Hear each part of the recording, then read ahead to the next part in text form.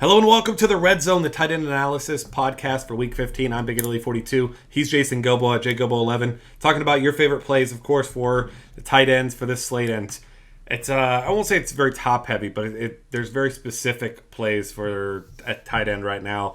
By this point in the season, we know who has what role, and we know the games that matter. Obviously, we're targeting a lot of those for the most part. But starting off with a guy who's finally back. We didn't see him at the top of this article or any other tight end article for a couple weeks because he was hurt, but now he's back. Last week, did exactly what he does. I mean, you get down the red zone, you give Gronk that little fade into the corner of the end zone. He just goes up and gets it. No one can stop it, and that's all you need. And now the Patriots still kind of battling with two other teams also dealing with injuries. The Broncos and Bengals had top spots, so every game's still pretty crucial for them, and you just don't expect them to have a letdown game against the Titans, and Vegas doesn't either. No, I mean, 30-point total there, and you got to like that. And you got to expect it to come through the air just because with LeGarrette Blount out, James White, Bolden, I can't really see them relying on him and, run the ball pretty heavily. And you look at Tennessee, they've allowed a ton of points over the last 2 weeks, I think over 80 to, definitely worse offenses than this one right now, even with their injuries. And I think Gronk is just one of those high-priced guys, I think, because there's no real elite wideout this week, just with like Odell Beckham Jr. and Antonio Brown in tough spots. You can fit Gronk in as your tight end and go value at wide receiver and feel pretty good. Yeah, absolutely. I'm definitely down for that. Next up, Jordan Reed, a guy who sporadically has monster games. He's still the focal point of this offense, even since Deshaun Jackson's come back. You got guys like Pierre Garçon, Deshaun Jackson. You really can't trust these guys. But you can trust the fact that Jordan Reed is going to get plenty of looks. You can trust the fact that Kirk Cousins at home can actually throw the football and be successful. So coming off, like you mentioned here, a big game against Chicago, he's going to be a pretty popular mid-tier play once again, and for a very good reason. Yeah. I mean, I really like him just because he is the go-to guy for Kirk Cousins and is at home. Buffalo's been pretty good against the tight end, for most of the season, but over the last few weeks, they've allowed over 200 yards and 2 scores to mainly Zach Ertz and Travis Kelce. And I think you got to put Reed as long as, pretty good as those guys, especially this season. And you look at the red zone, 26% of the targets. He has 8 red zone touchdowns this season. And, if you're not paying up for Gronk, I think Reed's a pretty safe option. Yeah, I imagine he'll be a pretty popular play this week, like you indicated here in your article there. Richard Rodgers, the hero in Motown a couple weeks ago, now facing off against an Oakland team that, as it's kind of been the story throughout the year, we see everyone wants to fight with their certain stats one way or another about how they think Oakland's good against tight end. They're not good against tight end, but I'm on your side here. I don't think they're good against tight end. I've watched them multiple times give up big games. And obviously Richard Rodgers with a Green Bay passing attack that's somehow in the bottom half of the league without Jordy Nelson. There's still a lot to go around. Obviously, Eddie Lacy doing much better, but Richard Rodgers kind of seems like the number 2 right now behind Randall Cobb, and it doesn't even really seem that far-fetched. I mean, he gets a ton of looks in this offense right now. Yeah, I mean, you got like the targets over the last couple games there, and we saw Oakland, they allowed Vernon Davis to go for 7 catches and 74 yards, and really Vernon Davis has been invisible this season, regardless of which team he's on. So Rodgers, I mean, he's not a high yardage type of tight end, but I mean, if you look, I mean, he's a big red zone target and definitely could get in there for at least a score, and you're kind of just hoping for maybe he gets up in that 40 to 50 yard range. But I mean, he's probably just a swerve from Zach Miller if you're looking to be a little bit different here.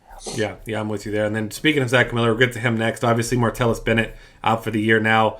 Zach Miller has had a couple big games as well. Jay Cutler obviously looking first to Alshon Jeffrey, but second now to Zach Miller. We've seen the running backs kind of less involved than they have been at times in the past, especially with Forte and Langford back there. So Zach Miller taking on a nice bigger role, and it's a Minnesota defense that's actually pretty good. So if I'm Minnesota, I'm worried about taking away Alshon Jeffrey and maybe slowing down the run game, which could open even more opportunities for Zach Miller. Yeah, he's my favorite tight end this week, just because he's super cheap and he's got a pretty good floor, as we've seen over the last really 6 games, where he has 5 touchdowns in that span, and that was even when Bennett was kind of healthy and kind of mixed in and out. So Miller was still getting looks, and I mean, just behind Jeffrey, he's going to be the clear number 2 guy in this offense. So I think for his price, you got to really like his floor, and he allows you to spend elsewhere. Yeah, definitely there. And then another guy who I guess is the number 1 receiver technically, as far as volume goes, at least for the Panthers, Greg Olson We saw, obviously, Ted Ginn is the yardage guy, but he's the take some shots down the field and get your own yardage, not earn it necessarily in between the 20s. So Greg Olson, the guy that gets the volume, he gets plenty of red zone looks. And this offense has looked great recently. The defense looks good.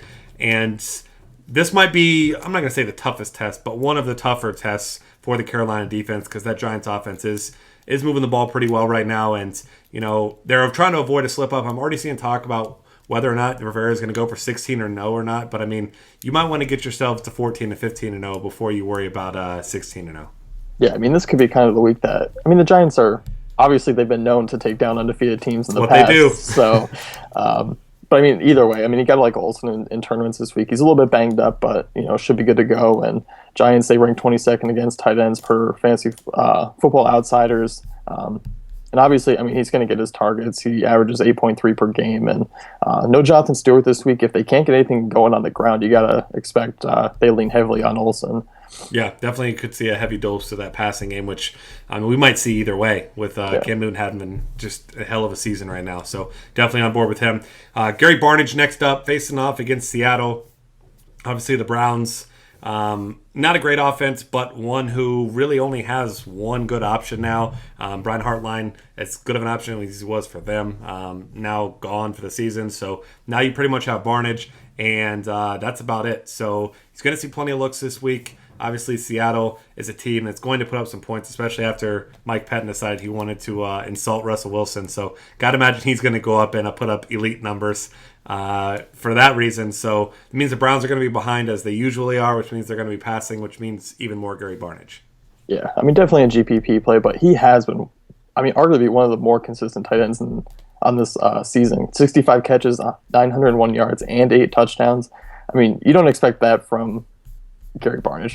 You wouldn't put that name with those stats. And looking at this matchup, Seattle's, that's your only real option against him if you want to target. And with that Vegas total of 14, you got to imagine his ownership's going to be pretty low. And just hope maybe he scores those only 2 touchdowns Cleveland puts up. Yeah, which, it would not be the first time he scored the only 1 or the only 2 this season either. So definitely not even that far-fetched of a prediction. So that'll wrap things up here for us for Week 15. Find us on Twitter at DF Cafe. Subscribe to our YouTube channel and check out the rest of our great content at dailyfantasycafe.com.